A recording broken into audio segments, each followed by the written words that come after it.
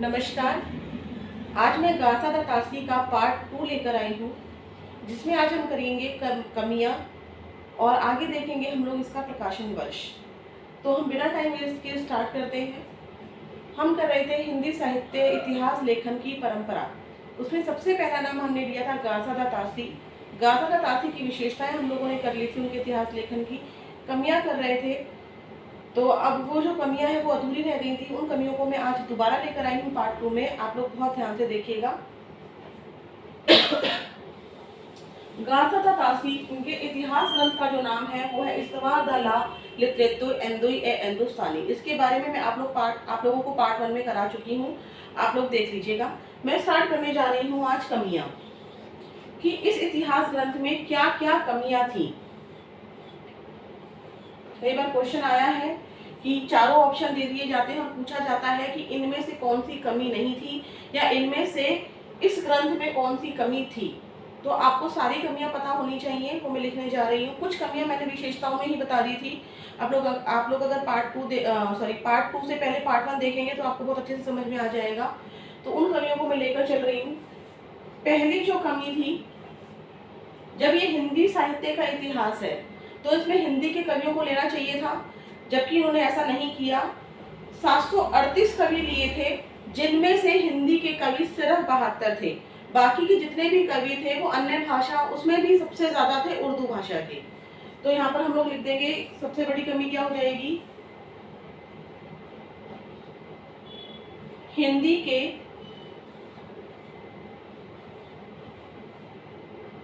अतिरिक्त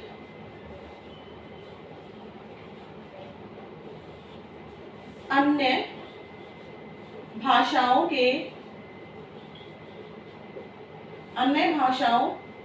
उनमें भी अधिकतर उर्दू के, उनमें भी अधिकतर उर्दू के रचनाकारों को शामिल किया गया। रचनाकारों को शामिल किया गया।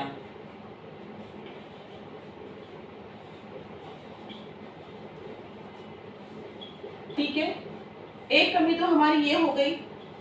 दूसरी हम कर रहे हैं, जो ये पद्धति थी, जो ये इतिहास ग्रंथ था जो गाथा द तासी ने लिखा था, जो फ्रेंच के विद्वान थे, उन्होंने इसे हिंदी भाषा में तो लिखा नहीं, फ्रेंच भाषा में लिखा। चलो कोई बात नहीं।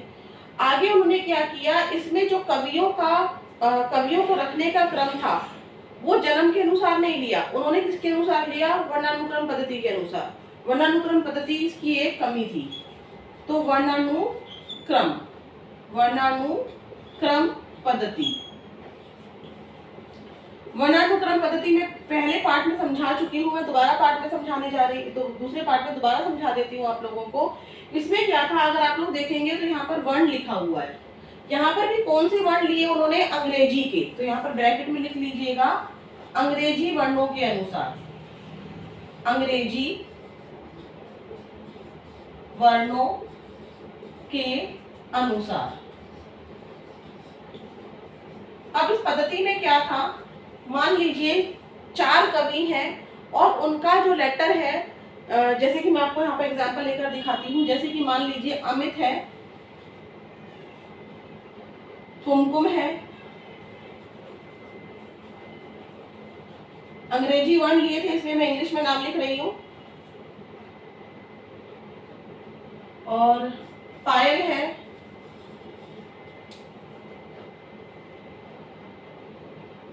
और बबीता ले लीजिए। ठीक है, ये आपने नाम ले लिए। अगर आप लोग इनको डिक्शनरी के फॉर्म में रखना चाहेंगे तो पहले कौन आएगा, ए आएगा, है ना। कोई फर्क नहीं पड़ रहा है तो गाथा द तासी को कि कवि का जन्म या रचनाकार का जन्म कब हुआ है, उनको उससे मतलब नहीं था। उनको मतलब था कि जो रचनाकार है उनके नाम का पहला वर्ण क्या है, इंग्लिश लेटर क्या है। तो उन्होंने अमित को पहले रख दिया, इसके बाद बबीता को दूसरे नंबर पर रख दिया, तीसरे नंबर पर कुमकुम को रख दिया, और चौथे नंबर पर पायल को रख दिया। क्यों? क्योंकि पहले ए आता है, फिर बी आता है, उसके बाद इन दोनों में से के आएगा, फिर पी आएगा। तो यानी कि उन्होंने इंग्लिश नाम का जो इंग्लिश लेटर था, फर्स्ट लेटर था, उसके अकॉर्डिंग कवियों को व्यवस्थित किया। तो ये होती है वर्णानुक्रम पद्धति जो कि गाथादातासी ने अपने इस इतिहास ग्रंथ में अपनाई। ये इसकी एक बहुत बड़ी कमी थी। उम्मीद करती हूँ आपको ये समझ में आया होगा। आगे क्या किया इन्होंने, गाथादातासी ने खुद बोला है कि मैंने अपने इस इतिहास ग्रंथ में कोई भी नामकरण नहीं दिया, कोई भी काल विभाजन नहीं किया। जब इतिहास ग्रंथ है, अगर ये इतिहास ग्रंथ है तो इसमें काल विभाजन भी होना चाहिए था और नामकरण भी होना चाहिए था। तो एक बहुत बड़ी कमी आ गई यहाँ पर। एक और कमी निकल कर आती है, नामकरण व काल विभाजन नहीं किया गया, नहीं किया गया। ठीक है, उम्मीद करती हूँ आपको इतना समझ में आया होगा। इसके लिए गाथादातासी का एक बहुत बड़ा वाक्य है जो मैं वीडियो के अंत में आपको लिखवाऊंगी, क्योंकि मैं भी सिर्फ कमियां करवाना चाहती हूँ। जब मैं वो वाक्य आपको करवाऊंगी, वो काफी लंबा वाक्य है, 5-7 लाइन का वाक्य है वो, तो जब मैं उसको करवाऊंगी तो आपको खुद समझ में आ जाएगा कि गाथादातासी ने खुद कहा था कि मैंने काल विभाजन और नामकरण अपने ग्रंथ में नहीं किया। ठीक है, तो अब आता है चौथी नंबर की कमी। इसमें आप लोग सभी जानते हैं, अब मैं कुछ कमियां ऐसी बताऊंगी जो बहुत कम ही लोग जानते हैं, लेकिन मैं आपको बहुत डीपली होके पढ़ाना चाहती हूँ। तो मैं यहाँ पर करने जा रही हूँ। गाथादातासी ने क्या कहा, गाथादातासी ने क्या कहा, लिख तो हो रहे हैं हिंदी का इतिहास ग्रंथ, है ना। जब आप किसी का हिंदी का इतिहास ग्रंथ लिख रहे हैं और आप हिंदी को ही भद्दी भाषा बोल रहे हैं, तो गाथादातासी ने क्या कहा, अपने इस इतिहास ग्रंथ में बोला है कि हिंदी एक भद्दी भाषा है। और अच्छी भाषा किसको बता दिया, फारसी भाषा को। ठीक है, तो ये एक और बात निकल कर आती है, गाथादातासी ने हिंदी को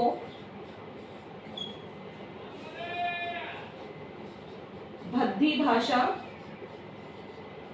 तथा फारसी भाषा को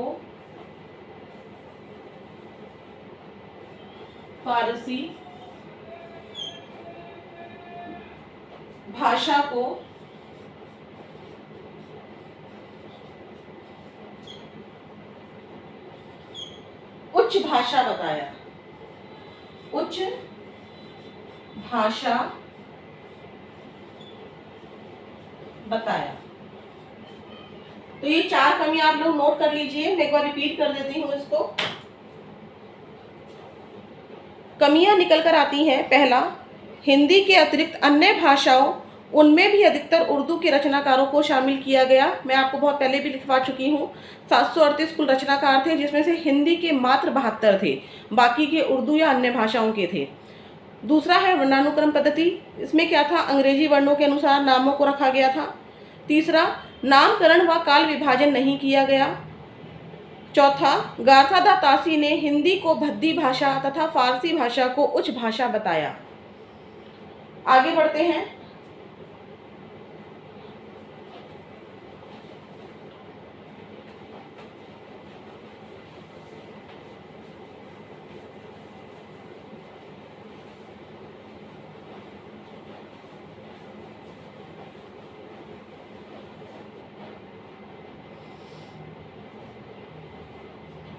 इन्होंने क्या किया, गाथादातासी ने अपने इतिहास ग्रंथ में क्या कर दिया, इन्होंने अपने ग्रंथ में क्या किया, अपने ग्रंथ में सूरदास को मैं सूर लिख रही हूँ, चाहे आप लिख दीजिए, सूरदास लिख लीजिए, सूरदास तथा तुलसीदास का जन्म एक ही समय पर बताया है। तुलसीदास का जन्म एक ही समय पर बताया।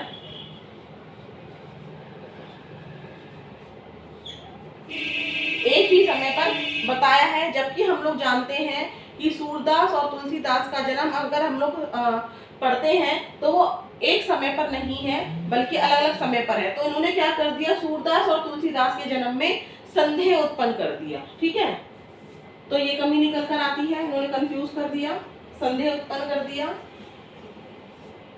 अब इन्होंने क्या कहा, आप सभी जानते हैं तुलसीदास की रचना का नाम क्या है, सबके जुबान पर नाम है उसका। तुलसीदास की रचना का नाम क्या है, रामचरितमानस। क्या है, रामचरितमानस। लेकिन इन्होंने कहा नहीं, तुलसीदास की रचना का नाम रामायण है, जो कि गलत है। तुलसीदास की रचना का नाम रामचरितमानस ना बताकर रामचरितमानस ना बताकर रामायण बताया, रामायण बताया। तो ये भी एक कमी है। जो कमियां हमने पहले पढ़ी वो कमियां आपको बहुत जगह मिल जाएंगी, लेकिन अब जो हम पढ़ने जा रहे हैं ये कमियां आपको हर जगह नहीं मिलेंगी। आपको पढ़िए, बहुत डीप में जाके पढ़िए, क्योंकि एग्जामिनर अब बहुत स्मार्ट होते जा रहे हैं। पहले भी थे, लेकिन अब क्या हो गया है कि बहुत ज्यादा डीप में जाकर वो क्वेश्चन पूछ सकते हैं, तो आपको सब कुछ पता होना चाहिए। आगे बढ़ते हैं। कबीर का जन्म भी इन्होंने, कबीर का जन्म और कबीर की मृत्यु दोनों ही अलग बताई हैं, जो कि हम आज के अनुसार पढ़ते हैं। कबीर का जन्म और कबीर की मृत्यु, कबीर की मृत्यु, जितना अंतर आ रहा है आज में और जो इन्होंने बताया है उतना अंतर संभव नहीं है, इसीलिए ये गलत है। इन्होंने बताया है संवत 1205 और कबीर की मृत्यु का जो समय बताया है वो बताया है संवत 1505। ठीक है, 1505। लेकिन आचार्य रामचंद्र शुक्ल के अनुसार, जो कि सर्वमान्य है, वो हमारा क्या निकल कर आता है, संवत 1455 जन्म है और संवत 1575 मृत्यु है। तो इतना अंतर नहीं आ सकता। अगर इस इतिहास ग्रंथ की बात करें गारसादा तासी के, तो कबीर का जन्म संवत 1205 है और कबीर की मृत्यु संवत 1505 है, जबकि आचार्य रामचंद्र शुक्ल के अनुसार, जो कि सर्वमान्य है, कबीर का जन्म संवत 1455 में हुआ है और कबीर की मृत्यु संवत 1575 में हुई है। तो एक बार आप लोग नोट कर लीजिए।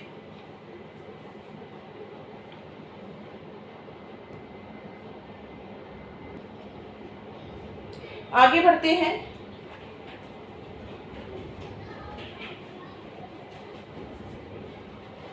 इन्होंने क्या कहा है कि तुलसीदास की पत्नी का नाम ममता है, जबकि हम सभी जानते हैं तुलसीदास की पत्नी का नाम रत्नावली है। हम सबने पढ़ा है ना। तो गारसादा तासी ने अपने इतिहास ग्रंथ में क्या बताया है, मेरे ख्याल से 8 हो चुकी थी, अब 9 करते हैं। इन्होंने इस ग्रंथ में क्या किया है, तुलसीदास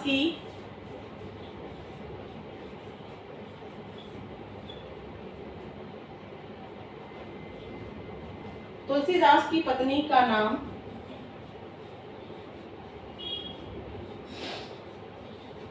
ममता बताया है, जबकि उनकी पत्नी का नाम रत्नावली था, जबकि उनकी पत्नी का नाम रत्नावली था। अब यहाँ पर 2 बातें संभव है, या तो ये वो तुलसीदास नहीं है, या फिर यहाँ पर इस बात को उनकी पत्नी का नाम गलत बताया गया है। तो कंफ्यूजन होता है, तो यहाँ पर एक ये कमी निकल कर आती है। आगे बढ़ते हैं। आगे जो हमारा निकल कर आएगा इन्होंने गाथा तासी ने अपने इतिहास ग्रंथ में प्रथम कवि के बारे में बताया है, अंगद है। अंतिम कवि के बारे में भी बताया है, हेमंत है। लेकिन वो कवि किसी भी भाषा के हो सकते हैं, हो सकता है कि वो हिंदी के हो सकता है कि वो उर्दू के हो। तो यहाँ पर ये निकल कर आता है कि गाथा तासी ने अपने इतिहास ग्रंथ में हिंदी के प्रथम कवि का कोई भी उल्लेख नहीं किया या कोई विचार नहीं किया। तो एक कमी ये निकल कर आती है, इन्होंने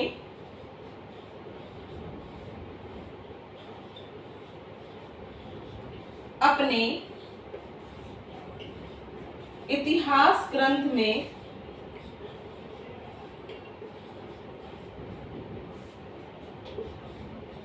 अपने ग्रंथ में लिख सकते हैं, क्योंकि इतिहास ग्रंथ तो इसको माना ही नहीं गया था ना। अपने ग्रंथ में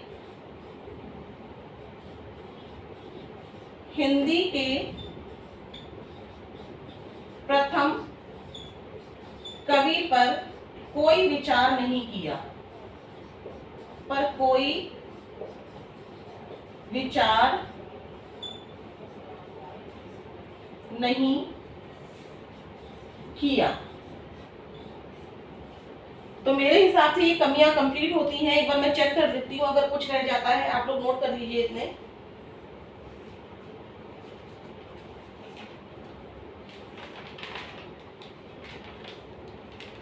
तो यहाँ पर मेरे अनुसार गाथा तासी के इतिहास ग्रंथ की जो कमियां थी वो कंप्लीट होती हैं। मुझे आपको लाइन लिखकर देनी है यहाँ पर, जिससे पंक्ति के रूप में निकल कर आता है कि गाथा तासी ने कहा है कि मैंने कोई भी काल विभाजन या नामकरण नहीं किया है। तो आप इसको एक बार नोट कर लीजिए, फिर मैं आपको वो पंक्तियां लिखवाती हूँ।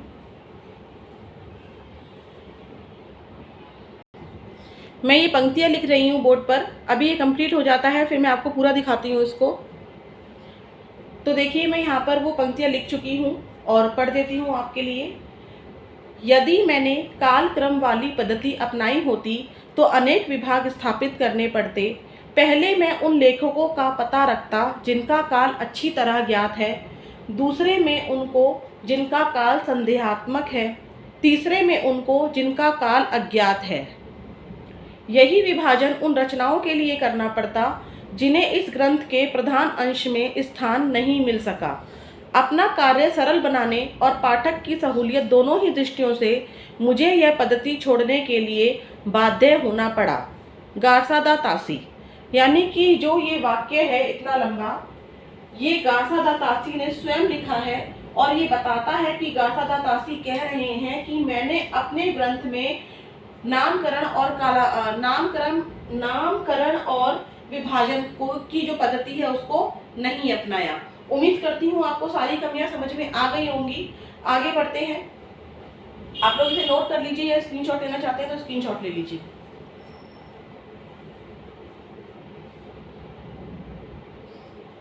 तो चलिए आगे बढ़ते हैं।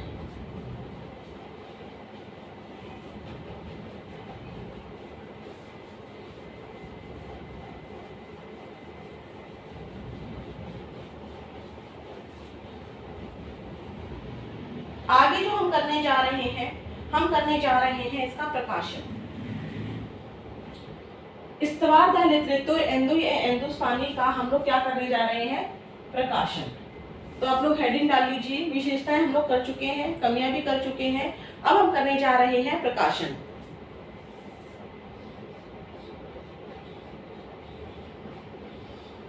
प्रकाशन आप लोग हेडिंग डाल लीजिए, बहुत इंपॉर्टेंट है, इसमें से क्वेश्चन आता है।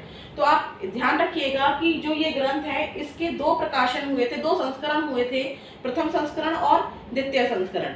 तो प्रथम संस्करण में क्या हुआ था लिख लेते हैं हम लोग। इसके दो प्रकाशन हुए, दो संस्करण हुए थे, प्रथम संस्करण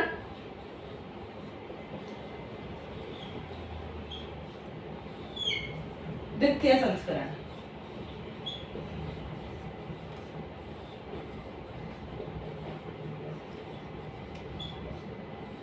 ठीक है, प्रथम संस्करण और द्वितीय संस्करण, इसके बारे में मैं भी बताती हूँ आपको और भी कुछ।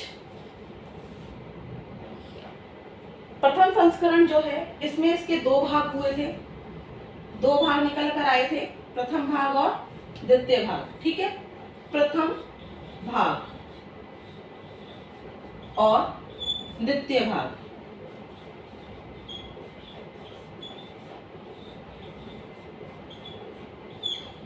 प्रथम भाग जो है वो हमारा 1839 में हुआ था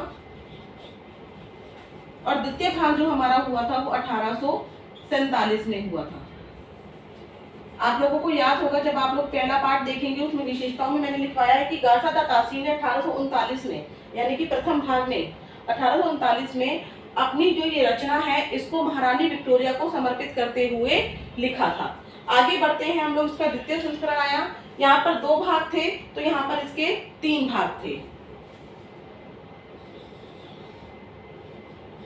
प्रथम भाग,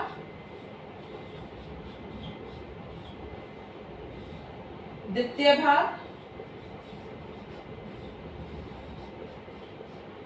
और तृतीय भाग।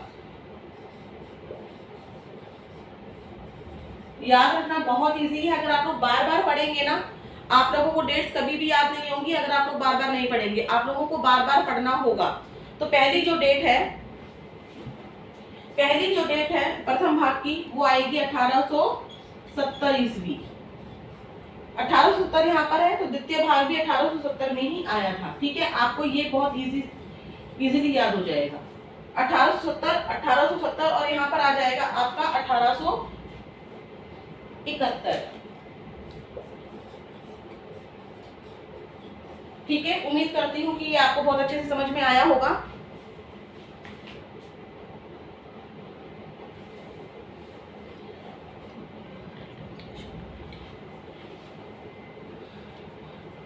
एक बार रिपीट कर देती हूँ। गासा दा तासी का जो इतिहास ग्रंथ था, इस्तवार दा लिटरेतो इंडो या हिंदुस्तानी, उसके प्रकाशन वर्षों की बात कर रहे हैं हम लोग। प्रकाशन वर्ष लिख देते हैं यहाँ पर ताकि आपको ध्यान रहे कि क्या है ये। प्रथम संस्करण और द्वितीय संस्करण आया था। प्रथम संस्करण के 2 भाग थे। प्रथम भाग 1839 ईस्वी में, द्वितीय भाग 1847 ईस्वी में। द्वितीय संस्करण में क्या हुआ था, 3 भाग हो गए थे। दोनों भाग जो थे, पहले 2 भाग थे 1870 और तृतीय भाग जो था वो उसके नेक्स्ट ईयर 1871 ईस्वी में हुआ था। आगे बढ़ते हैं, आप लोग उसका स्क्रीनशॉट लेना चाहते हो तो स्क्रीनशॉट ले लीजिए।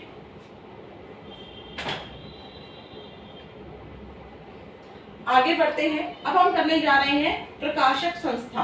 प्रकाशन वर्ष तो आप लोगों ने पढ़ लिया, लेकिन इसका जो प्रकाशन करने वाली संस्था थी वो कौन थी, उसके नाम के बारे में हम लोग पढ़ेंगे। उसके बाद हम वीडियो एंड कर देंगे। नेक्स्ट पार्ट में मैं लेकर आऊंगी आपका जो ये इतिहास ग्रंथ है उसका अनुवाद किस किसने किया, तो आप लोग देखिएगा जरूर। प्रकाशक संस्था क्या बन जाएगा यहाँ पर, प्रकाशक संस्था। तो इस इतिहास ग्रंथ की जितने भी प्रकाशक हुआ था वो किया था आपका द ओरिएंटल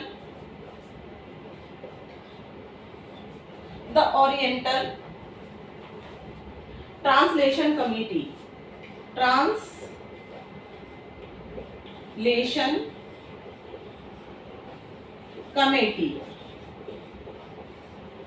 आयरलैंड।